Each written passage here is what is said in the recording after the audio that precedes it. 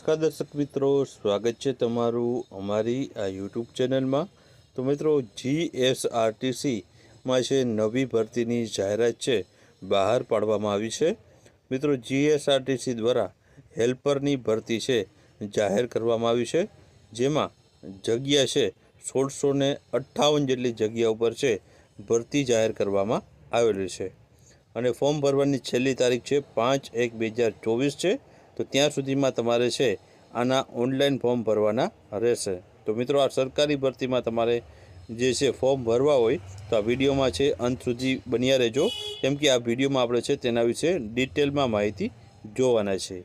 તો ચાલો વિડીયોની શરૂઆત કરીએ। તો સૌપ્રથમ તો આપણે વાત કરીએ તો કક્ષાનું નામ છે હેલ્પર માટેની આ જગ્યા છે। હેલ્પર પોસ્ટનું નામ છે। ફિક્સ પગાર 5 વર્ષ માટે 21,100 મિત્રો છે ફિક્સ પગાર ઉપર છે 5 વર્ષ માટે ભરતી કરવામાં આવશે હેલ્પરની આ જગ્યા માટે। કુલ જગ્યાની વાત કરીએ તો આપણે અગાઉ જોયું તે મુજબ કુલ જગ્યા છે 1658 જેટલી જગ્યાઓ છે કુલ ભરતીમાં રહેલી છે અને આ માટે તમારે છે ઓનલાઈન ફોર્મ ભરવાના રહેશે।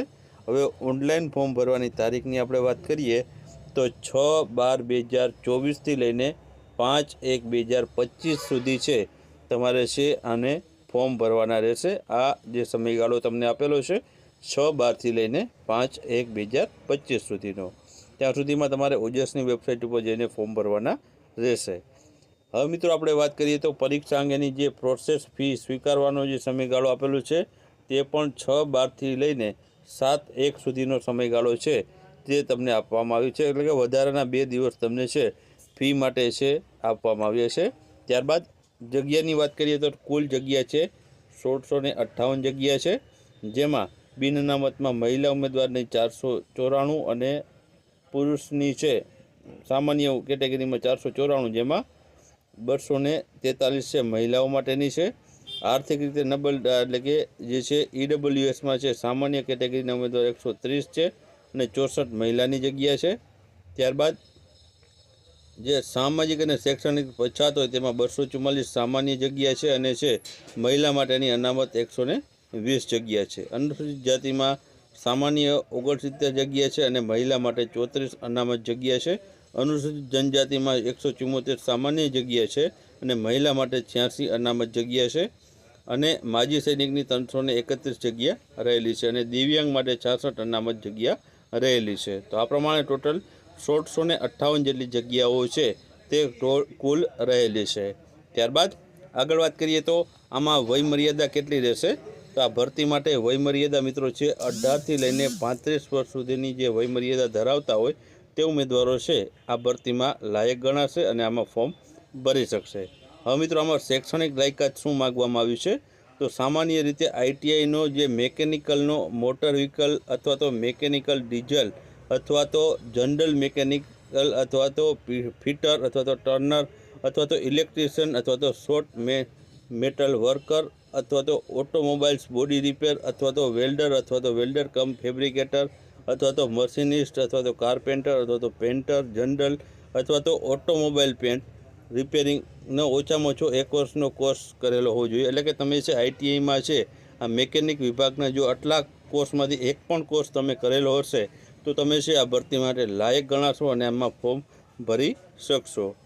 અગ્રતા માટે વધારાની શૈક્ષણિક લાયકાત પણ આપેલી છે કે સરકારી અથવા તો અર્ધ સરકારી અથવા તો જાહેર સાહસોમાં કોઈપણ પ્રાઇવેટ લિમિટેડ કંપનીમાં લઘુત્તમ શિક્ષણ લાયકાત ધરાવતા ટ્રેડમાં એપ્રેન્ટિસ પૂર્ણ કરેલી હોય તો તે પાસ કર્યું હોય તો તેનું એનસીવીટીનું એટલે કે national council four vocational training અથવા તો જીસીવીટીનું તમારી પાસે પ્રમાણપત્ર હોય તો તેને છે વધારે અગ્રતા એટલે કે વધારે તેને છે તે આગળ લેવામાં આવશે।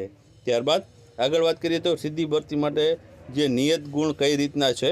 તો શૈક્ષણિક લાયકાતના વેટેજ ગુણ મિત્રો 70 છે શૈક્ષણિક લાયકાતના। ત્યારબાદ જેમાં આપણે લઘુત્તમ શૈક્ષણિક લાયકાતના 55 ગુણ છે અને અગ્રમતા એટલે કે તમે જો વધારાનું જે છે જે એપ્રેન્ટિસ કરેલું હોય તો વધારાના 15 ગુણ તમને છે મળે છે। તો આ પ્રમાણે 70 ગુણ શૈક્ષણિક લાયકાતના છે અને 30 ગુણ છે ઓએમઆર પદ્ધતિથી જે સ્પર્ધાત્મક લેખિત કસોટી છે તે લેવામાં આવશે, તેના 30 ગુણ જે લેવામાં આવશે। આમ 100 ગુણ ટોટલ તમારું છે તે તમારી જે છે વેટેજ નક્કી કરવામાં આવશે આ પ્રમાણે.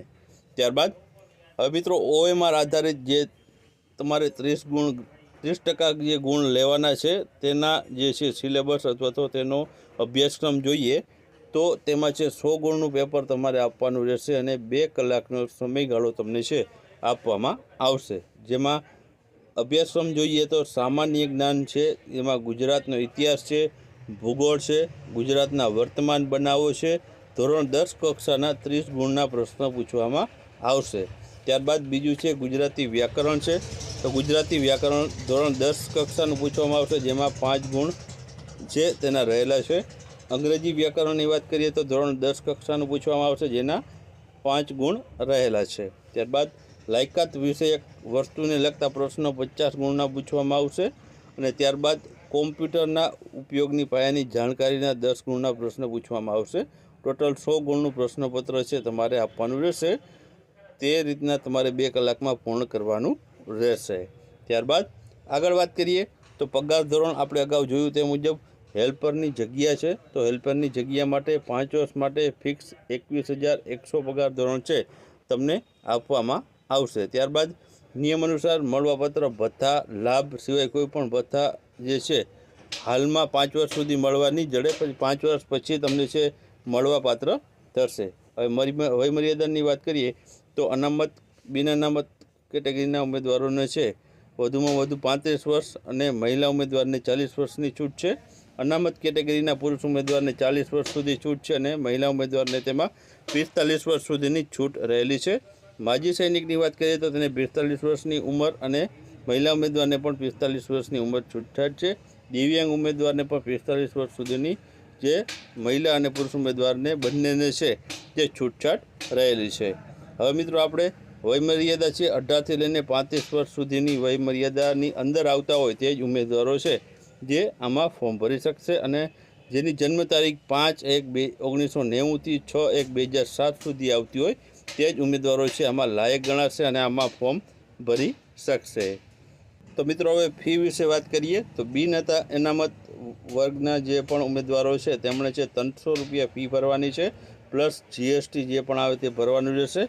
અને અનામત વર્ગમાં જે પણ તમામ મહિલા ઉમેદવાર છે, શારીરિક અને શૈક્ષણિક રીતે પછાત વર્ગ છે, અનુસૂચિત જાતિ છે, અનુસૂચિત જનજાતિ છે, આર્થિક રીતે નબળા એટલે કે EWS, દિવ્યાંગ અને માજી સૈનિકને છે 200 રૂપિયા ફી ભરવાની છે અને GST જે પણ થાય તે ભરવાનું રહેશે.